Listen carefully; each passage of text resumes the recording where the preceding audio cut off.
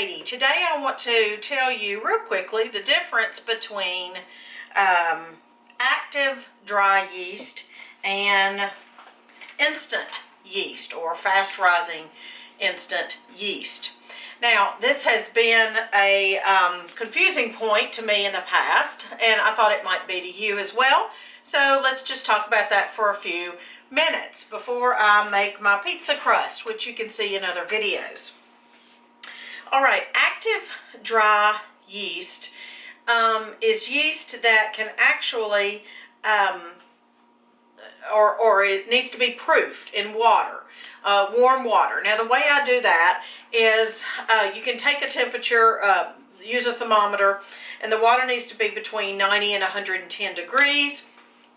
I know what that feels like. It feels like very, very warm bath water, because your body is about 98 degrees, so it should be a little bit warmer than your body.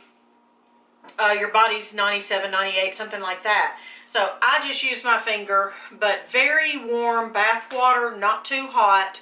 But if you want to use a thermometer, you can do that as well as you're learning. But you would put your yeast in that water, sometimes with sugar or not sugar. People do different ways.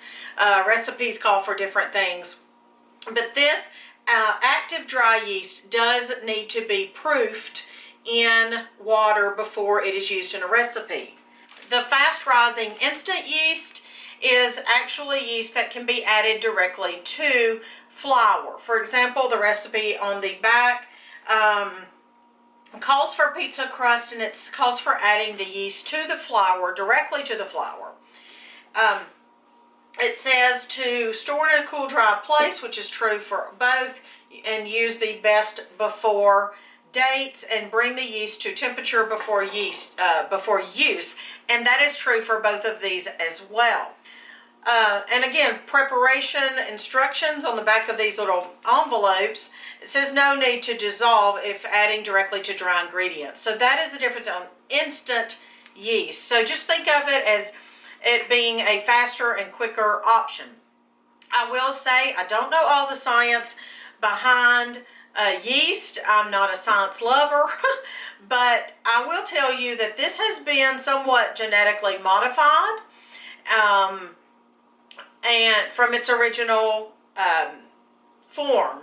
So if you're interested in staying away from modified or genetically modified or altered ingredients, then you probably want to stay away from the instant yeast and go more toward the active dry yeast.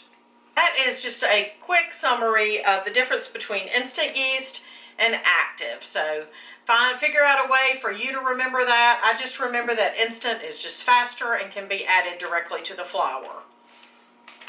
I hope that helps. And you might want to check out a video about my bread making or pizza crust making to go further using yeast. Don't be afraid of it. It is a handy ingredient to have in the kitchen, most definitely.